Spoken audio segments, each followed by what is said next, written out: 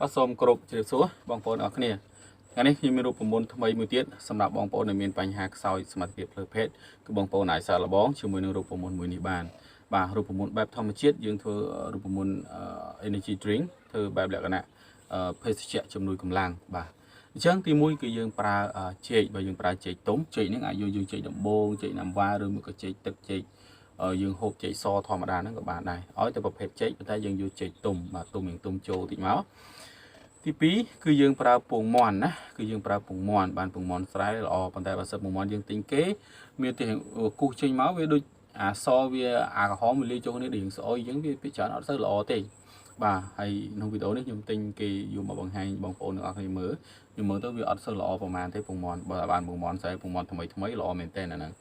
បាទទី3គឺយើងប្រើខ្ទឹមសបាទយើងប្រើខ្ទឹមសយើងប្រមាណពី3កាពឹសមកបាទទី4គឺយើងប្រើក្រូចឆ្មាទី5យើងប្រើទឹកដោះគោឆៅឬក៏ទឹកដោះគោស្រស់បាទទឹកដោះគោឆៅក៏បានទឹកដោះគោស្រស់ក៏បាននេះគឺជាចំណងចំណុចចិត្តរបស់បងប្អូនបាទអញ្ចឹងគឺរូបមន្តមានតែ5មុខនេះទេឥឡូវខ្ញុំនឹងទៅបង្ហាញពីរបៀបនៃការធ្វើទាំងអស់គ្នាដំបងដៃគឺបងប្អូនយកខ្ទឹមយើងប្រមាណជា2គល់មកហើយយើងរុះវាឲ្យល្អិតម៉ត់តូចទៅបាទឲ្យម៉ត់តូចយើងបានវាចេញជាតិល្អ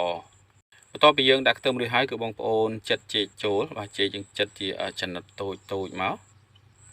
បាទយើងចិតចេកចូលរួចហើយគឺយើងចាក់ទឹកដោះគោឆៅឬក៏ទឹកដោះគោស្រស់នឹងចូលមួយកែវមកបាទបន្ទាប់មកគឺបងប្អូនច្របាច់ក្រូចឆ្មាដាក់មួយចំណិតមកបាទអត់ច្រើនវាជូរពេកហើយបងប្អូនពិសាមិនកើតអញ្ចឹងណាបាទបន្ទាប់មកគឺយើងដាក់ពងមាន់ចូលមួយគ្រាប់យើងយកតែក្រហមទេពងមាន់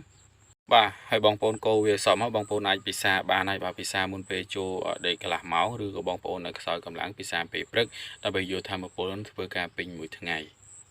បាទអញ្ចឹងគឺរបៀបនៃការធ្វើគឺងាយទេគ្រាន់តែយើងរុះខ្ទឹមបាទរុះខ្ទឹមអីហ្នឹង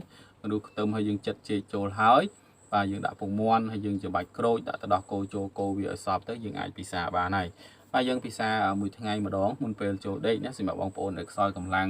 ហើយគាត់ធ្វើការទៅហេវហត់ខ្សោយញ័រដៃញ័រជើងបងប្អូនអាចពិសាពេលព្រឹកណាពិសាពេលព្រឹកដើម្បីឲ្យវាយកអាធម្មពលទាំងអស់ហ្នឹងបម្រើការងារយើងពេញមួយថ្ងៃបាទហើយសម្រាប់បងប្អូនដែលចង់បើកម្លាំងសមត្ថភាពផ្លូវភេទបងប្អូនពិសាតែមុនពេលចូលដេកទៅបានហើយចំពោះបងប្អូនដែលខ្សោយបញ្ហាកលៀនណាអញ្ចឹងរូបមន្តមានតែប៉ុណ្ណេះទេរាល់ចម្ងល់ផ្សេងបងប្អូនអាចខមមិនសាកសួរបន្ថែមពីបានបាទសូមអរគុណសូមជម្រាបលា